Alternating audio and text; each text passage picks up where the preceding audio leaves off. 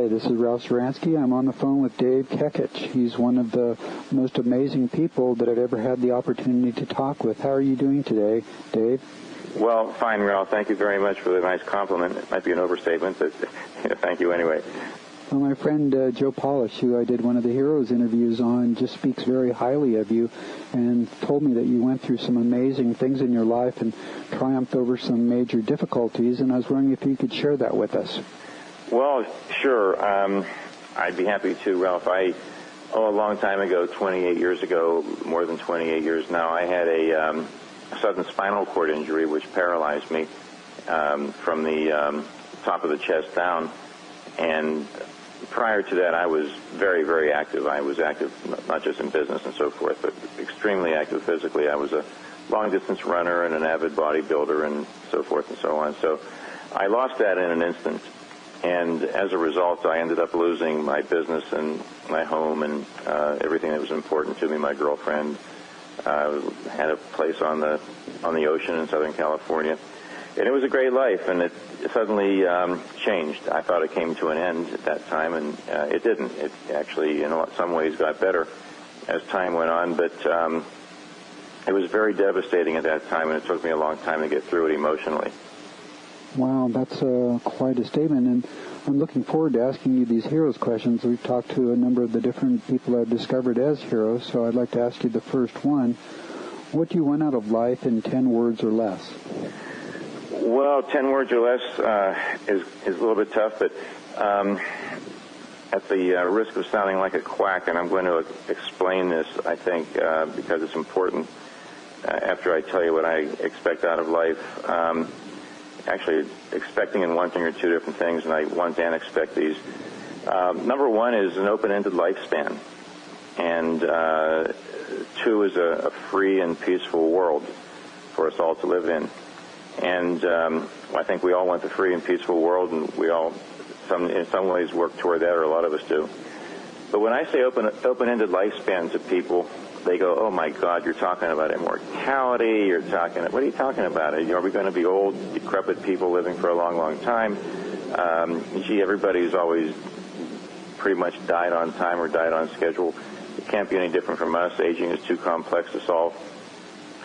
And I had those same questions, and I had those same concerns when I got a real strong interest in life extension, which, by the way, goes back to even before I got hurt, back to when I was in my 20s. And there are some very good, plausible scientific reasons why open-ended lifespans will become a reality, that many people alive today, and probably most of the people listening to this, because I assume that your audience is, a little bit younger, are all going to have an opportunity for having bodies that don't age, seeing the day when diseases are a thing of the past, or instantly or very readily curable, and almost always, in most parts, avoidable, where serious injuries are going to be easy to fix and repair, and where lifespans are going to be basically open-ended and in young, healthy bodies. Now that I've sounded like a complete off-the-wall quack or idiot, let me explain my position and say why this is going to happen. And we even have a good idea as to when it's going to happen, but why is more important. There's a law called the law of accelerating returns, and that was formulated by Ray Kurzweil. He's one of our foremost thinkers and futurists and engineers and inventors, and one of the leading minds in the world right now. And Ray has thousands of pages of calculations and documents leading up to this conclusion. By the way, we have a foundation called Maximum Life Foundation, and Ray has kindly agreed to join our board, one of our most valuable advisors. But the law of accelerating returns basically says that things are growing. Technology is advancing at a faster and faster pace. And it's growing exponentially, but again at a faster pace as time goes on. And he calculated that all the progress we made in the 20th century which was an amazing century for progress. I mean, if you look back at the beginning of the 20th century and then see where we ended up, we had people were, for life extension, people were living on average to average age was 47 years old in this country, and not even that old in many parts of the world. And now people are living to almost 80 life expectancies. People are born now are expected to live to over 80. If you're a woman, men are a little bit less. But if you take a look at things like telephones and airplanes and cars and on and on and on and on and on, computers, I mean, none of that existed in those days. Everything that we take for granted today, all the technology, almost all of it was developed, with the exception of basic things like electricity and so forth. But all the technologies we take for granted today, or at least 95% of them, were developed since then, and most in the 20th century. Yet, because of the law of accelerating returns and the rapid growth and the accelerating growth, we would accomplish in 20 years what we accomplished in the entire 20th century if we were to use the rate of growth that we had in the year 2000. And if we would again see that same rate of growth by the year 2014. So we're going to accomplish by the year 2014, from the year 2000 to 2014, as much as we accomplished and as much as we learned in the entire 20th century. Wow. And then we'll do it again in the next 7 years by the year 2021. Now, as you can see, the time frame is getting shorter and shorter. And if you take this calculation forward, and I'm going to back this up with a real simple explanation after I give you this next projection, we're going to accomplish by the end of the 21st century as much, we're going to accomplish in those 100 years as much as, at 1,000 times as much as was accomplished in the 20th century. And that is, the rate of growth would be 20,000 times as fast. And the amount of growth, because it would take us 20 years to accomplish it now. So we would see 1,000 times more progress, 1,000 times. Wow. In this century than we saw in the 20th century, which was the most amazing century in the history of mankind. Now, here's a real-life example, or here's just a common-sense example of how and why this happened. Let's say you, well, we all are familiar with compound interest, so let's take $1. Let's say if we take $1 and we double that dollar every year, we double it in value every year, and after 2 years, after the first year we have $2, and after 2 years we have 4, and then 8, then 16, and 32. And if you carry this forward for 10 years, you have about $1,000. And a little bit over $1,000, but let's call it $1,000. And then if you take it forward for 20 years, you don't have $2,000, but you've got $1 million. And then you go 30 years, you've got $1 billion. And on, you know, trillion, quadrillion, so on and so forth and so on. So if you take this same concept and apply it to our technology, which is doubling in power, and this is basically information technology, which is driving everything, including biotech right now, that means in 10 years, we're going to have tools that are 1,000 times as powerful as the tools we have today. Mm-hmm. That means in 30 years, we're going to have tools that are 1 billion times as powerful as the tools we have today. And these are the tools that are going to help us cure cancer, avoid and cure and treat heart disease, and you name the disease or the condition. And then at the end of this, let's talk about aging. So now, I've spoken about this before, and some people have said, well, gee, Dave, that sounds awfully interesting. And it says, yeah, it sounds good in theory, but does it really work in real life? And I'm going to give you an example in real life as to how this works. In 1989, we started, well, the human genome, that's mapping the human genome. The human genome was sequenced, 1/10,000th of the human genome was sequenced. And some people got together, some very smart scientists in the government and some people in the public sector. And they formed a thing which we all heard of by now, which is called the Human Genome Project. Are you familiar with that, Ralph? Mm-hmm. Yeah. And we know what the result was, but it was a 15-year project. And we had 1/10,000th of the genome sequenced when we started this thing, or when they started this thing. And halfway through the project, 7.5 years later, they had 1% of the human genome sequenced.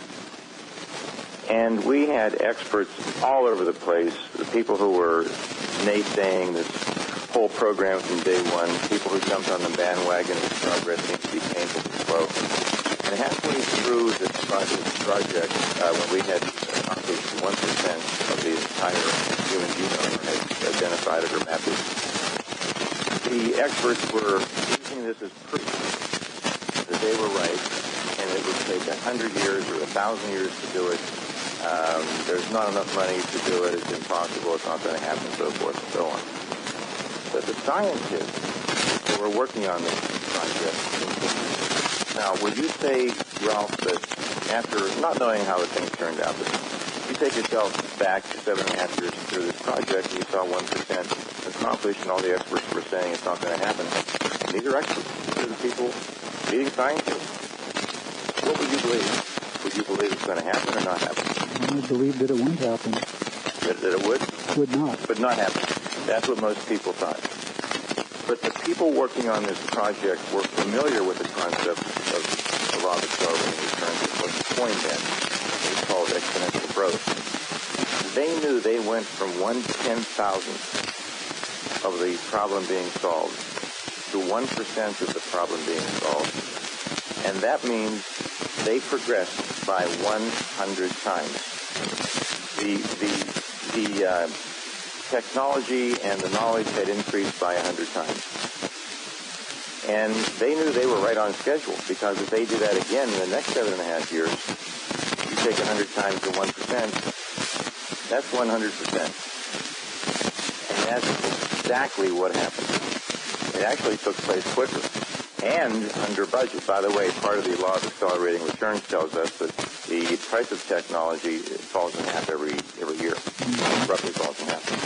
So it was no surprise to them that they came in on time, ahead of time, and under budget. But it caught the rest of the world by surprise, because they were not familiar with the concept of the law of accelerating returns. They knew what they had to do. They just knew they needed more powerful technology. They needed time, and they needed money. We have the exact same situation now in aging. We have a scientific roadmap. We know what needs to be done. We don't have the technology to do it. We know what the technology needs to be. We know how powerful it needs to be. And we know basically how long it's going to take until that technology happens. We also have some pretty good ideas as to how much it's going to cost. And when we spend the money on it, we can speed it up a little bit by putting more money into it, and that's what we're all about. We're all about raising money for this project. That is why aging is going to be solved. And that is why heart disease and cancer and so forth and so on are going to be solved. We're going to have complete control over biology and over the aging process. So for the few of you who don't think I'm a total quack at this point, I think this is going to be very profound, and and whether you believe me or not, or even understand the concept, this law of accelerating returns is going to have a greater impact on your life or your lives than anything that you've ever heard of before. Things are going to happen so much faster, so much more dramatic in the technology world and in biology that it's going to make your head spin pretty soon. So hang on for a good ride and take care of yourselves now. My main message to the people that listen to me right now is to take care of yourselves, because the technologies that are going to be happening in the future are going to benefit you physically in ways that you couldn't imagine. And you're going to benefit from those if you're alive. If you're not, of course, it's going to be too late for you. And that's why taking care of yourselves right now. And Ralph, we have some information at maxlife.org.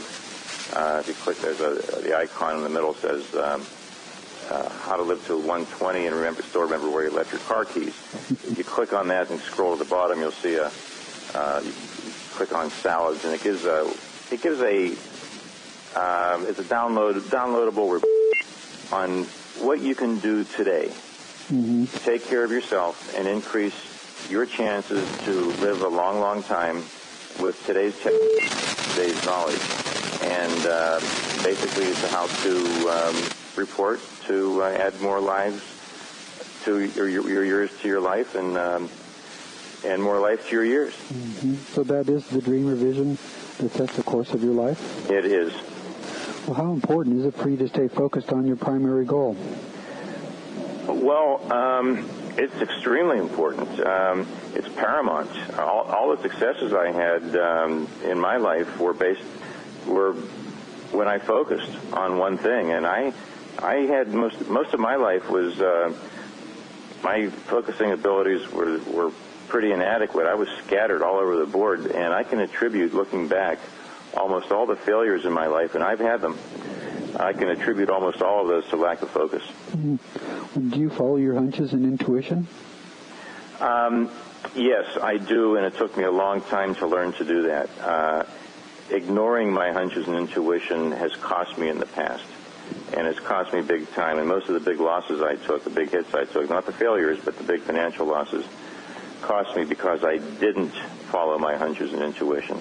And by the way, hunches and intuition improve over time. The better and more education you get, and the more experience you get, the better your intuition gets. Well, what specific philosophy or philosophies guide your life and your decisions?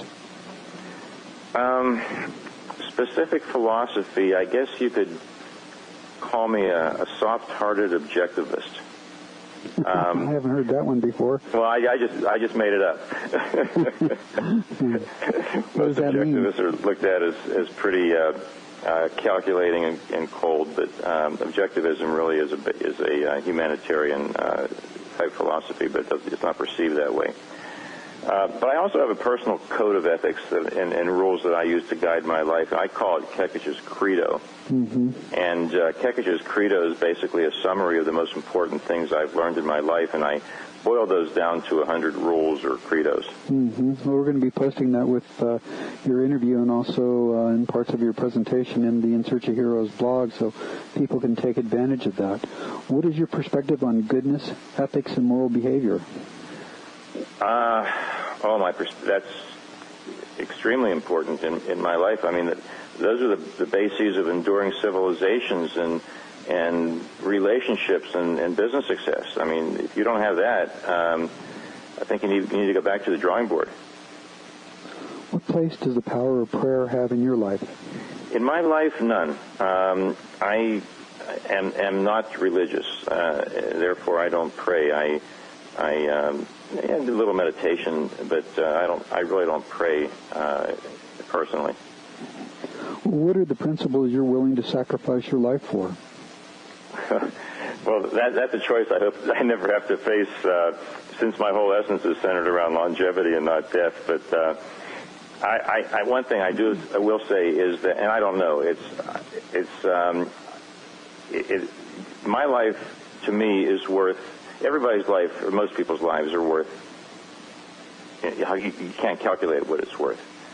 But many people who are sacrificing their lives for their principles today would probably not sacrifice their lives if they knew that they had, let's say, an open-ended lifespan. Let's say we've already achieved my goal, and we all had at least an open-ended biological lifespan. Accidents and things are still going to happen, but let's say that we have control over all this, and we have peace and prosperity in the world, and at least hopes for things in abundance. And I think people would think a lot harder before they would lay down their lives for their principles. And principles aren't necessarily positive. We see people all over the world today, terrorists, for example, who are laying down their lives for their principles. And is that good or bad? Well, no, I think it's bad. I mean, they can do what they want with their lives, but they're taking other lives with them. And I think they're misguided whether they take anybody else's lives or not. Now, I applaud people who will lay down their lives for moral principles, and maybe I would, and maybe I wouldn't. I just never want to be faced with that choice. Well, are your actions and goals consistent with your beliefs? Yes, I believe they are. I work really hard on following the credo, and that's why I wrote it. Mm-hmm. Was it valuable to have highly charged emotions about achieving your goals? Oh, absolutely. The more emotional you are, the more the goals mean to you, the more of a personal chord they strike, the easier it is to achieve. I mean, they burn they burn themselves into your whole psyche, your whole being. Here's an example. If you have an experience that is really an deep emotional experience in your life, the chances are you're never going to forget it. Mm-hmm. But we have thousands, hundreds of thousands of experiences in our lives, and for the most part, we forget most of them. Mm-hmm. And it's the same concept when it comes to goals. The more highly charged your emotions are, the more sure you're going to be to accomplish them. Mm-hmm. And you can do that. You can guide your own emotion. You can make these highly charged by visualization and repetition and just basically getting in and believing those goals already have happened or visualizing they've already have happened. And I think many people most of the people who are listening to this have seen a lot of the information other people have put out about goals. So anyway, another long-winded answer, but I'd say the answer is absolutely. Was it useful to take a positive view of setbacks, misfortunes, and mistakes? I know that you've had quite a few of those, but yet you've bounced back. Well, I have. I've had setbacks, both physically and personally. I've made my share of mistakes, and of course the misfortune. You have to deal with these things. It's really not what happens to you so much. I think it's really more how you react to what happens to you, Ralph. And sure, it's useful and helpful to take a positive view of everything, not just setbacks either, but everything, life in general. Mm-hmm. Well, do you think that if you don't get out there and start making mistakes, you're not going to get anywhere because you learn by your mistakes? Oh, exactly. You hit it hit the nail right on the head. You learn way more from your mistakes than from other people's. Now, it's an unusual person. In fact, that's one of my credos. It takes a genius to learn from other people's mistakes. We read books and we hear people talking and lecturing, and we know mistakes people make, but until we make them ourselves, we really don't learn them. And I wish that weren't so true with me, because I would have saved myself a lot of pain. So if there's one lesson to be learned, look at other people's mistakes and try not to repeat them. Mm-hmm. Well, is optimism valuable? Oh, sure, absolutely. I'm a long-term optimist. In fact, a lot of people think I'm overly optimistic and too optimistic, but I don't think that's possible unless it becomes a way to avoid reality or a crutch. Some people might get so optimistic that they say, well, don't worry, everything's going to be all right, and they don't take any action because they just have faith or hope for the future. Mm-hmm. So you've got to be careful with optimism. Actually, I'm a short-term pessimist in a lot of areas. I see things that I don't like going on in this world, and I don't see them turning around very rapidly, but I think in the long term, things are going to be fine. Mm-hmm. Well, do you maintain a sense of humor in the face of serious problems? I try to. It's not always easy, but I try to, and when I don't, I try to catch myself. Mm-hmm. Well, do you take time out of your day to feed your subconscious positive thoughts about you, your goals, and your dreams? Sure. In the mornings, I go over my goals and my dreams, and in the evening before I go to sleep, I think about them. We all have, some more than others, have destructive or counterproductive thoughts, and I'm no different. But when I have them, I try to catch myself.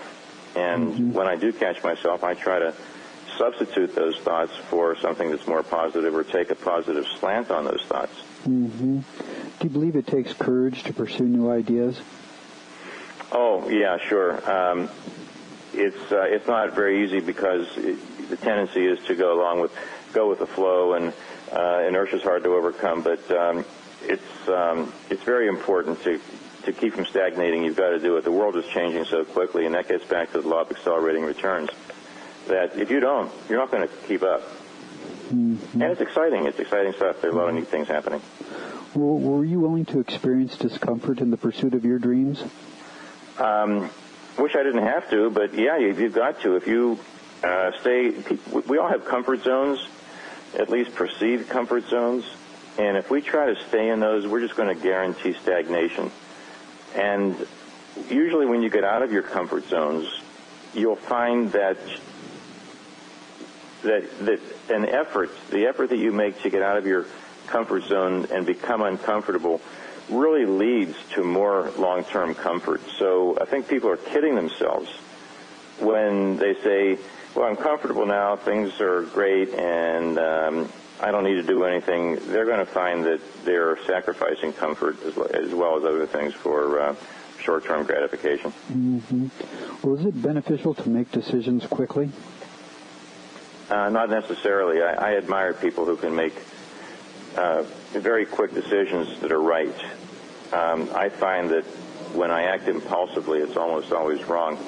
Now, having said that, I think it's important to make decisions quickly once you do your homework and once you get all the facts, or most of the facts, not necessarily all of them.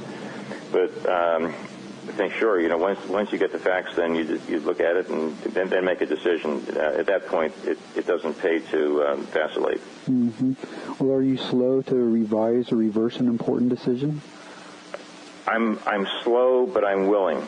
I think once I make a decision, then I've thought it out. Hopefully, I thought it out. If I do what I say I should do. But once you make a decision, if you do it the right way, it's probably right, but it's not necessarily right.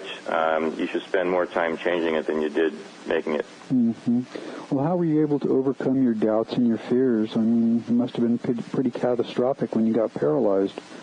Well, it was, and I didn't overcome them at first. I ended up just facing them, but not just fears from being paralyzed. It's fears from making a sales call or fears from asking somebody out on a date. There are a lot of fears we face during our lives. There's a fear I made a move where everybody told me I was crazy from back east to coming back out to California. I mean, you just have to face them. But when you do, you're going to find that most of your fears were overhyped. They really weren't that bad. Yep. Well, do you readily forgive those who upset, offend, and oppose you?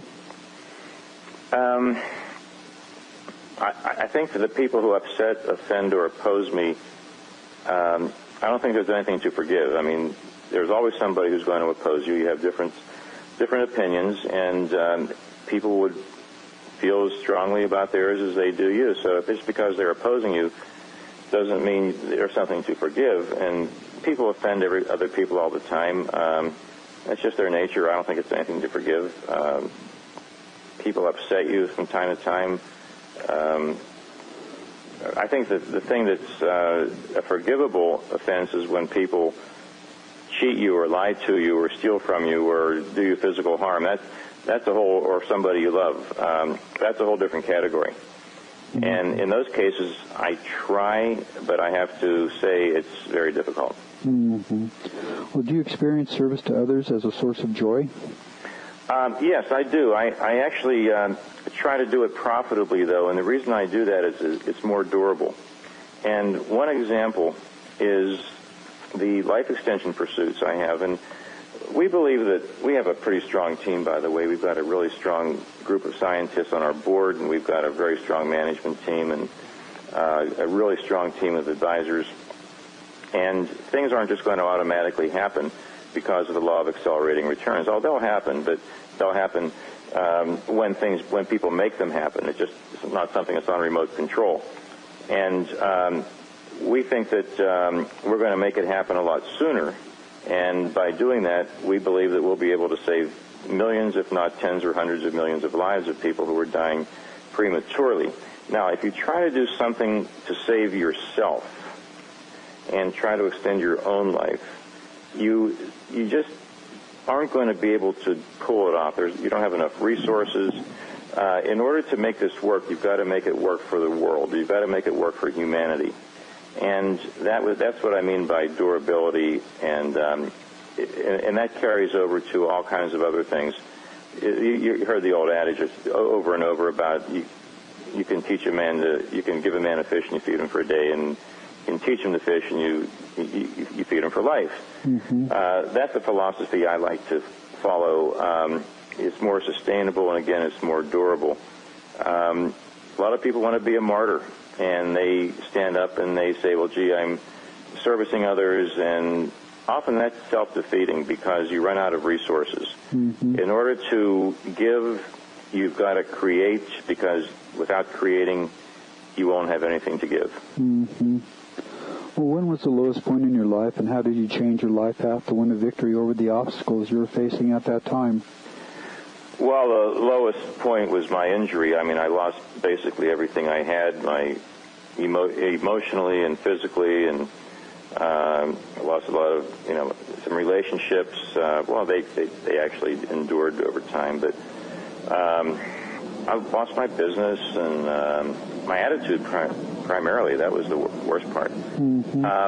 But there really is no magic bullet or no quick fix to overcoming obstacles. A lot of people talk about, well, this is a life-changing event and so forth. But when you see a life-changing event, usually a lot of things have led up to that, to lay a groundwork for it. And anytime you see a sudden breakthrough, there's always, they almost follow slowly building a foundation for that breakthrough. Now, if there was one breakthrough in my life that changed my life and got me back on track, it was when I decided to hold a fundraiser for spinal cord injuries. And I was working with the Spinal Cord Society at that time. I had a local chapter. And I held a drug-free powerlifting event back in Pennsylvania, in a small town in western Pennsylvania, and Johnstown, Pennsylvania. And I called it the Eastern United States Powerlifting Championships. And it was the first positive thing I'd done in a couple of years. I mean, I pretty much vegetated after my injury. And I put together this event, and it turned out we had people from all over the East Coast, and some people from the Midwest came to this, relatively small town. And gosh, we got newspaper coverage, local, all local, lots of local radio coverage, and sponsors, and it actually made a profit. So after it was all over, I realized that my brain still worked, and that, yes, I think it got me back on track. Now, I didn't go from stagnation to being in the stratosphere that day, but gradually it got me going, and I had my ups and downs after that, but mostly ups, and overall I'm way ahead of where I was in many ways now than I was when I was hurt, or before I was hurt. Well, was there anyone who helped give you the willpower to change the things in your life for the better at that time? Not exactly at that time, but right around that time. And his name was Wallace Ward. And he had a publishing company, and it was interesting. I read a lot of things that he'd published, and they were very inspiring. But the most motivating thing to me was a questionnaire that their company sent to me. And one of the questions on there was, do you still get regular, I think it was aerobic exercise, but it might have just been exercise, but I think aerobic exercise. And I hadn't been working out. I mean, I used to work out at least 6 days a week, and usually 7 days a week. In fact, well, it was 7 days a week. Yeah, I used to, I lifted very heavily 3 days a week, and I ran very hard and very long 4 days a week. And then I went from that, got hurt, into really doing nothing. But in my mind, I was a long-distance running, bodybuilding fanatic. In reality, I hadn't worked out in a couple of years. So I didn't know how to check that box. So I knew if I checked it, if I said no, then I would be putting down something that I don't see myself as. If I put yes, I would be lying. So I checked yes and started working out that day. and I haven't quit since. That's amazing. Well, how important is it to believe your financial dreams would eventually become reality? Most of what I want to accomplish depends on wealth generation, and huge wealth generation. And I know I'm not going to be single-handedly solving aging. I'm going to make an impact on it, though, and I know I don't need to underwrite all the research, but I do know what research needs to be underwritten now that isn't being funded. And that's going to take an enormous amount of money over time, and that is, and I believe that will happen. So that is very important to me. Well, why is it valuable to know exactly how much money you want to have in your bank account by when? Getting back to focusing on the on raising money, my focus is on a venture fund. We have a foundation, and we have a venture fund, and we have a roadmap, a scientific roadmap on curing aging. We have costs involved. And in order to follow that roadmap and reach our goals, we have to know how much money we need to raise by a certain period of time and how much after that to raise at a certain period of time. And this is just looking at these goals and writing them almost automatically makes you visualize them, and you've got to make them explicit. But when you visualize explicit goals, it really helps to bring them into reality, at least much more surely and much faster. Well, what is your definition of heroism? Probably a couple of things. Facing your fears and acting in spite of them would be one. Standing up for your convictions when faced with adversity would be another one. You talked about be willing to die for your principles. That would certainly be one. One I hope that most people won't have to take. I'd say walking the talk when you have a lot to lose, doing the right thing when it's not popular. I'd say all those things would go into making a hero. Did you ever create a secret hero in your mind that helped you deal with life difficulties, especially after you had your injury? No, I never did, huh? Okay, who are the heroes in your life now?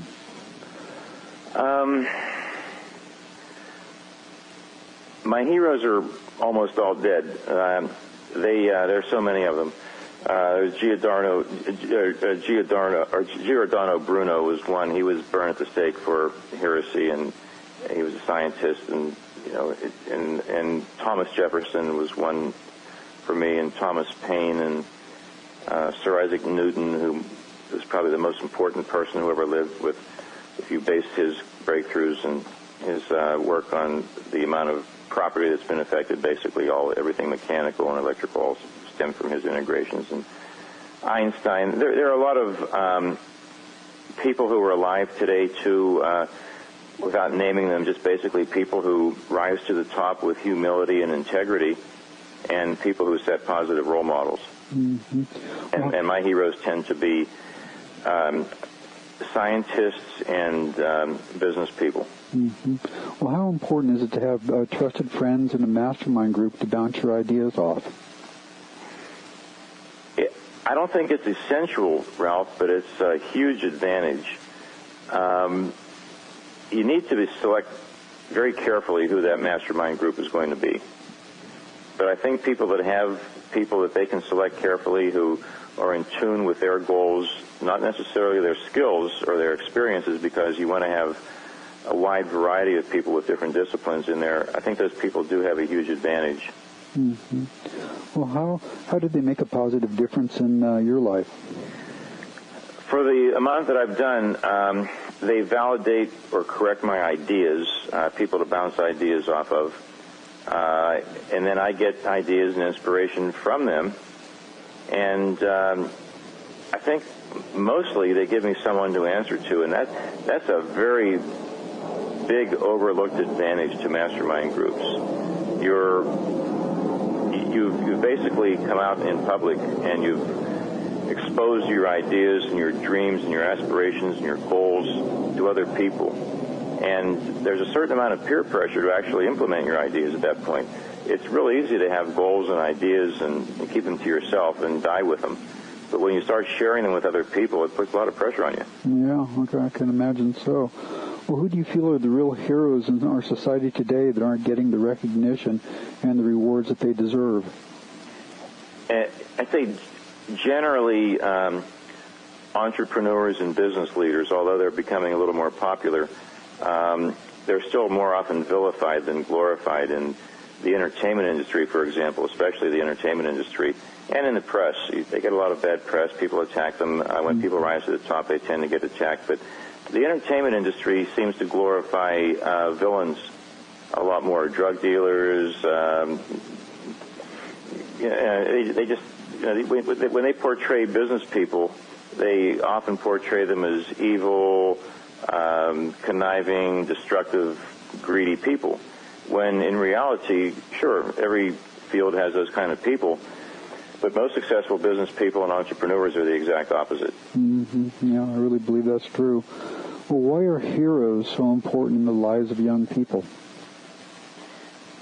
Young people are impressionable. The most impressionable times of your life are when you're young, and that's good or bad. And other people are just going to sway them, and that's why it's important to have heroes sway them rather than some of their peers or the media who are at the opposite end of the spectrum. Mm-hmm. And don't forget the media, and I attack the media because a lot of it's great, but it's entertaining, and business and entrepreneurs maybe aren't very entertaining. Maybe, killers and thieves are more entertaining, and drug dealers than entrepreneurs or business people. Mm-hmm. But the media impresses the young people's peers, your children's peers, and they in turn impress your children, mm-hmm. and often in a negative way. So I think that many of the wrong people are emulated, and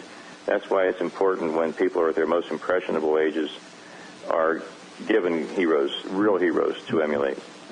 What are the things that parents can do that will help their children realize that they too can be heroes and make a positive impact on the lives of others? I never had children, so I'm kind of on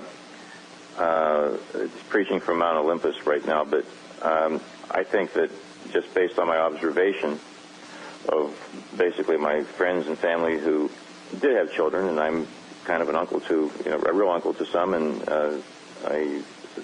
not so real, but an uncle in spirit to many others. I think it starts with home education. Mm-hmm. And because the things that I think children should learn aren't typically taught in schools, and that's entrepreneurship and rags to riches stories, very good biographies, but especially values. You don't seem to find those things in schools. There's also you'll never find the relationship between effort and reward, or especially productivity and reward.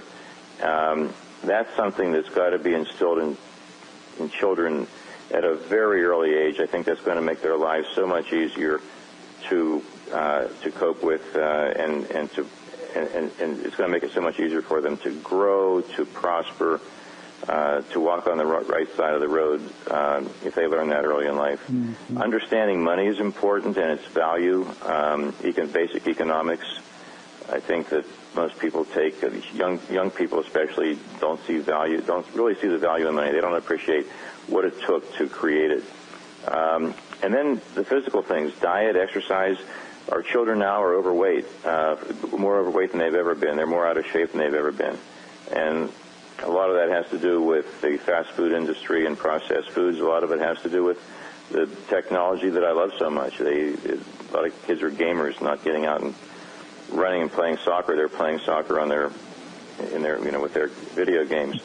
I think that another thing that children should share in, or young people should share in, are self-development programs, and I think that parents should participate with them in a lot of the programs that are available to people today, and I think that would bond the parents with the children, and parents would learn a lot from it too.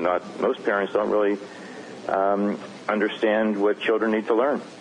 Mm-hmm. Well, how do people become heroes?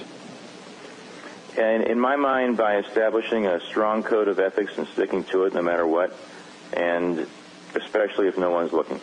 Mm-hmm. Well, how does it feel to be recognized as a hero? Well, it's nice to know someone thinks of me as a hero, Ralph. I don't, so I just really, I don't know. I think Joe Paulus considers you to be a hero, and I do too. Why do you think you were selected for this unique honor? Again, I don't know. You'd have to talk to Joe. Well, how will being recognized as a hero change your life?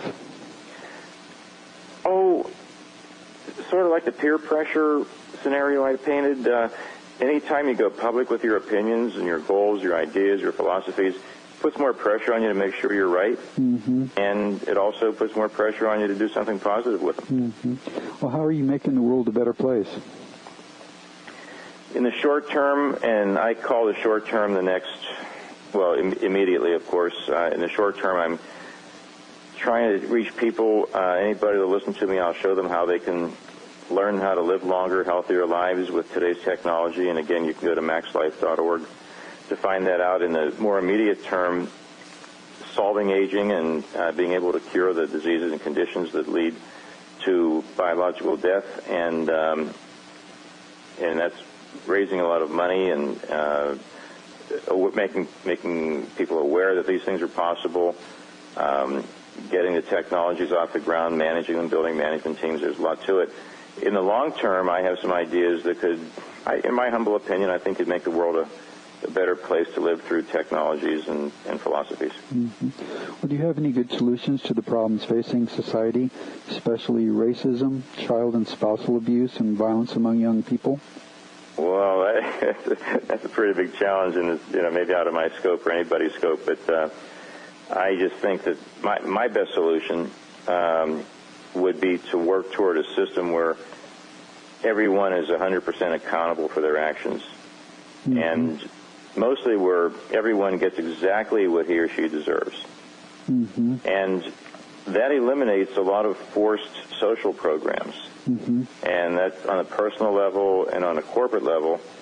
And this is not a very popular idea. Mm-hmm. And it's hard to implement. But I think the solutions are basically getting to the core of the problem and not fighting symptoms. So personal responsibility is probably the core thing that people need to address? Very much so. And, very much so. Well, if you had 3 wishes for your life in the world that would instantly come true, what would they be? Well, that's an easy question for me because I've given a lot of thought to this. And one would be that everyone would have complete control over their lives and property without any interference from anyone or anything. And in one word, you can call that freedom. Mm-hmm. And 2, perfect health and longevity for everyone. That's something that we work on every day. And 3 is opportunity for anyone who wants to do it to better their lives. Mm-hmm. Not that anybody should have to do anything, but for anybody that wants to do it anywhere in the world, the opportunity to put food on the table, to get as much education as they want, to create as good a life as they can for their families and their neighbors and their loved ones and the rest of the world. Mm-hmm. Well, what do you think about the In Search of Heroes program and its impact on youth, parents, and business people? Oh, it's empowering. It empowers people, especially young people. And by going through a program like this, Ralph, especially with young people, it can shave years of painful trial and error from people's lives. And it can set them on a positive track that they might never have discovered on their own. I stumbled across a lot of these ideas mostly late in life, and I just wish I could have had something like this when I was a youth. Boy, it just could have changed my life dramatically. Yeah, that's the reason why I created the program. Yeah, my hat's off to you. This is a great program. I just hope you can spread it far and wide. Well, with people like you helping out, there's no reason why we can't. And just spreading the knowledge that's been around for, seems all of eternity. It seems to be the same all the time. Personal responsibility, believing in your dreams, seeking a different path rather than one that's well-traveled. In this area, there aren't very many new ideas. There are new slants on these ideas, but the core values have been there for thousands of years, and for some reason they're not passed on, they're not learned early in life. I think people get so busy working in their lives that they just don't have enough time to work on their lives and on their children's lives. Mm-hmm. You know, it's funny, after interviewing so many heroes, everybody related that the book Think and Grow Rich by Napoleon Hill was one of the most powerful books in their lives, and he believed that if his theories were taught to young people, that it would cut their learning time in school by half. I wonder why his theories and just his information hasn't been passed down to them. I thought about that over 30 years ago when I first read that book, and it's actually criminal that it's not taught in schools. Yeah. Well, I've taken it and put it into a super learning format so kids can find any different format that appeals to them, to make it easy for them to assimilate the information and then look at heroes like yourself, your lives, and see what it's taken to actually be successful, because it's not so much about tricks, but it's about the mental process, about how you think is the major thing that's going to make the difference on how healthy you are, how long you live, and how successful. Oh, no doubt. Absolutely. I agree 100%. Well, do you have some good resources on maxlife.org that young people can access? You know, I think the young people are, I think the best thing they can access on there is salads. And salads is the report I mentioned to you. Uh-huh. It's an acronym, by the way. It stands for many things that you need to do in your life. And it doesn't stand for the salad that you find at a salad bar, but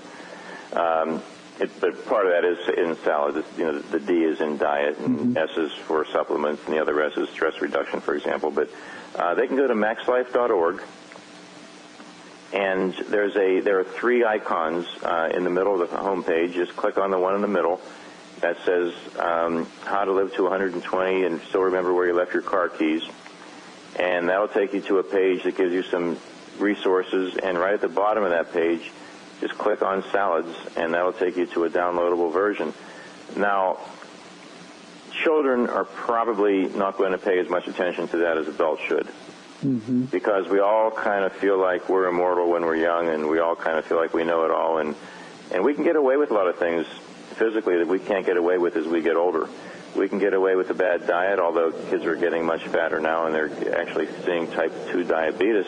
Lots of millions of cases now in children where you never saw that. You just never saw it 20, 30, 40 years ago. Yeah. Now it's rampant. But they still get away with it. I mean, they can get away with lack of exercise more than adults do. The older you get, the harder it is to do some of these things, or at least you think it's harder. It really isn't. But we actually need these things more as we get older. We need to exercise more. And the older we get, the more we need it. We don't need to get more and more and more as we get older, but the more we need it, because we start to break down. When you're young, your body is pretty forgiving, and it can take a lot of abuse. However, if your goal is to live for a long time and feel good and look good, then the earlier you start in life, the more these things are going to help you. Teaching children that is the challenge, and it's up to the parents. Yeah, boy, I fully agree with that. Well, Dave, I really appreciate your time, and I'm excited. I hope I can live long enough so I can live indefinitely. Well, how old are you now, Ralph? 57. You're 57. If you follow the rules that I spell out in salads, and I'm going to have an expanded version within a month or so. So check back again in a month or so, because there'll be more there. I don't see any reason, barring an accident or bad luck, you could come down with a bad disease or something. But if you take your normal lifespan, which is, you'd probably be expected to live to at least 80 at 57. That gives you another 23 years. However, if you take care of yourself, the average lifespan accounts for all the people that died young. Yeah. So that means you actually should live longer if you take care of yourself. It accounts for people who don't take care of themselves. So that should put you well above 80. But all the things that we're developing now, between now and the time we're able to control aging, are going to add more and more years to your lives. And there's going to be a point. Right now we're adding a couple of months to lifespan, or a month or so every year. and it's growing more and more and more. There's going to be a time when every year that goes by, we would have learned enough to add more than a year to people's lifespans. Mm-hmm. So if we hang in there long enough, we're going to be living well beyond what is considered our lifespan, expected lifespan today. So just because, do I think we're going to be able to reverse aging in 23 years? No. But maybe not too much after that. And if there's no reason, if you take care of yourself now, and if you don't have a disease or condition that's going to shorten your life, or some terrible genetic condition that we won't be able to reverse in the near future, there's no reason we couldn't live to 100. Mm-hmm. And I think that would give you plenty of time, Ralph, to make that milestone. Oh, that's great. Well, yeah, I really do. But it takes work, and it takes mm-hmm. Willpower. But the stakes are so much higher now. Yeah. Where 30, 40 years ago, when our parents or grandparents or 50 years ago were alive, they sure, they could live longer. They could take care of. They could read salads. The information was available then, or most of it was, not all of it.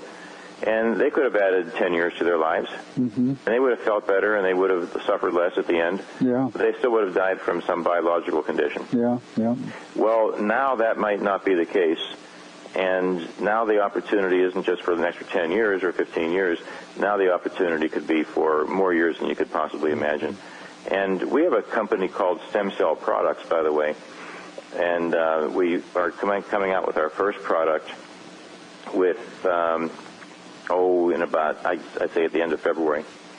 And that is, we think, is one, and most people in the industry who've seen it think it's one of the most biggest breakthroughs in years and years in health or supplement technology. It's a master antioxidant that is so much more powerful than anything out there now that it's just not even calculable. And there have been 70,000 pages or published studies on this compound, and up until now nobody's been able to take it effectively without it breaking down in the digestive system. But people have known it's effective against things like AIDS and Parkinson's and lymphoma, and there have been studies, 70,000 studies for years and years and years, pointing to the benefits of this compound, which we've finally been able to put into an oral form, and people will be able to take this soon. So there's things like that are going to add to your lifespan. In one example, people were getting some benefits from this through IVs, through injections that doctors give them, but we believe we've even surpassed the results that you would get from IVs. But that's just one of many things coming up that we're developing. We should have about at least 5 or 10 more products within the next year or so. But we're not the only ones. There are people like us and people in other areas that are doing some incredible things. A lot of things I know about, which should be hitting the market within a few years. A lot of things, of course, I don't know about because you can't know everything. And 5 years from now, we're going to have things that we didn't imagine today that are going to be adding even more years to our lives. So I say the best thing you can do right now is just take care of yourself and start with salads. No, that's great. Well, I will go to the site today and download that, and I'll start applying it today. So thanks for the good advice. Sure, and the Stem Cell Products site is, if you have any interest. Yeah, I'd love to get some of that too. It's bare bones right now, but it'll get bigger and better. It's stemcellproductsllc.com. Okay, well, I'll have to check that out too. I'll put that in your report. Okay, Ralph. Okay, Dave. Thank you so much.